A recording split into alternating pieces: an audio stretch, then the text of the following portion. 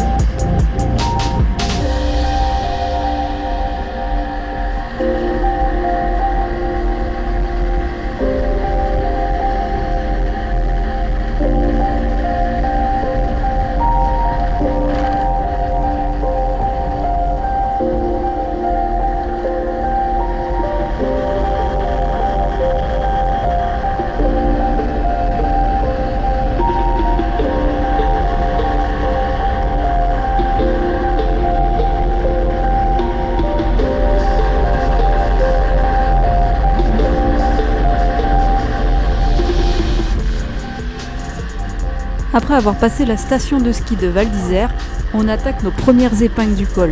Et c'est à ce moment-là qu'on va faire une petite rencontre. Bon, je pense que vous aurez deviné, mais je vous en dis pas plus. Vous le saurez bien assez tôt.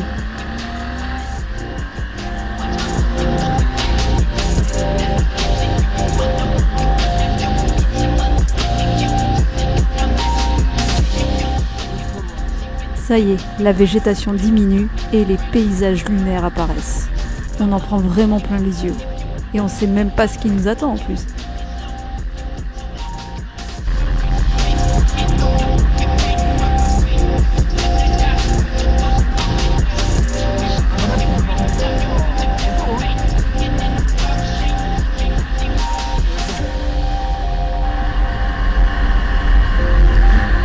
À gauche, doucement, ralenti.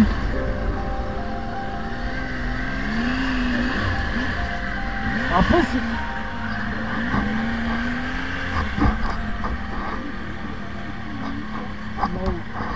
Bah, en fait, je vais passer devant parce que je pourrais... À moins que tu veuilles pas que je les vienne. Ah, en bas, il y en a une, là, tu la vois? Ah, c'est pas des marmottes, ça. C'est pas des marmottes. C'est sûr qu'il y en a 3, même 4. Bon, je pense que vous me connaissez un petit peu maintenant. Moi et les marmottes, c'est une vraie histoire d'amour. Franchement, je les vois sur le côté gauche de la route, j'ai envie de m'arrêter. J'ai envie de les filmer, j'ai envie de les prendre en photo. Voilà, c'est tout. Oui. C'est comme ça s'explique pas. J'ai vu.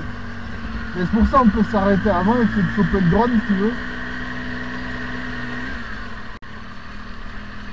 Donc on fait une petite pause et on va sortir le drone pour pouvoir les observer de plus près.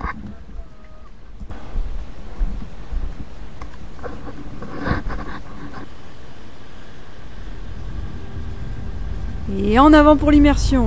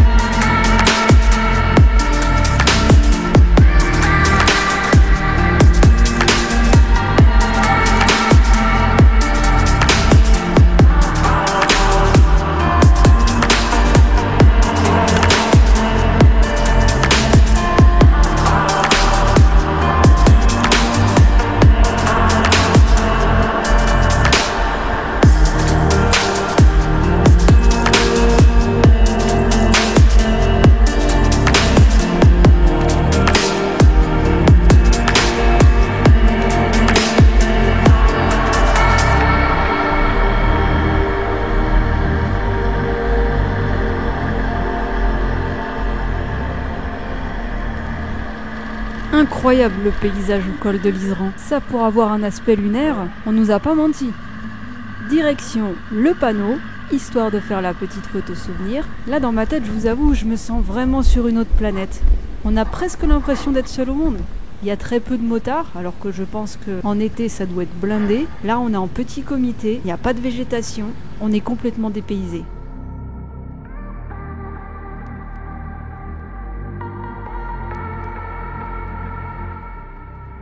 La montée était magnifique et je pense que la descente le sera au moins tout autant. Et là, je peux vous dire que je classe dans le top 3 des plus beaux cols que j'ai jamais fait.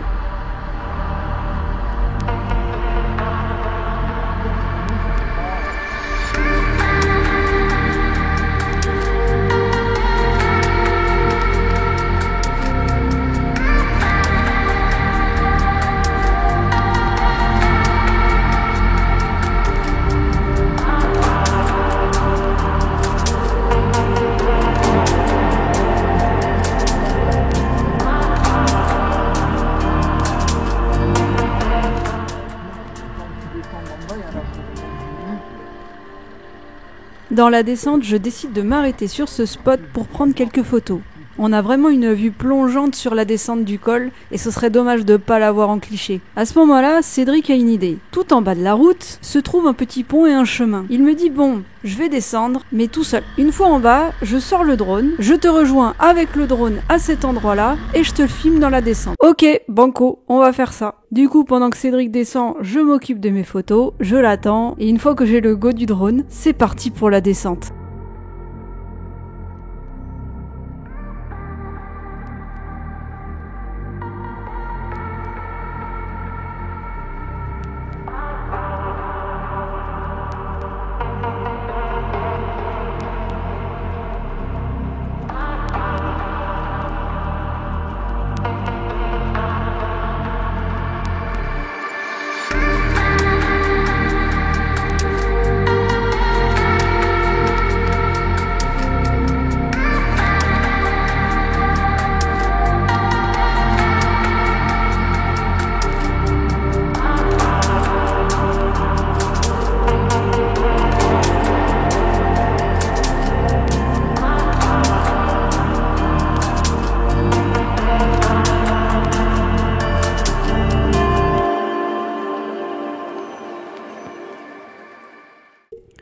Oh là là, cet endroit sérieux. Ah, j'en garde de super souvenirs. Qu'est-ce que c'était beau. Et pour le petit souvenir personnel, c'est la première fois que j'ai réussi à lâcher mes mains en étant debout sur la moto, enfin sur les cale-pieds.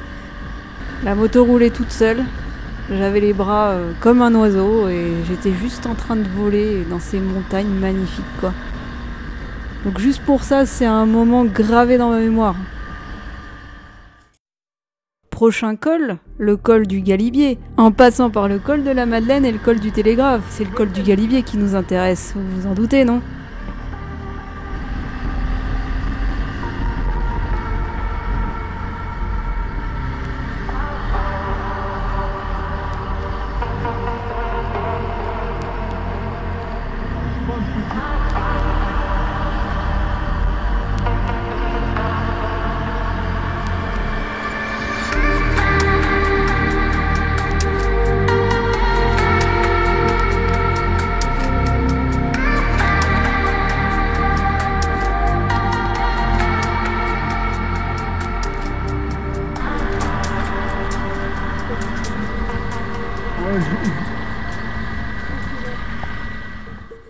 Bon, le col du Galibier, pour le coup, pour le panneau, c'était un peu raté. Il y avait tout le monde devant, on était tous entassés les uns les autres. On a décidé de redescendre et de faire une petite pause plutôt plus bas, là où il y avait un petit café et une jolie vue.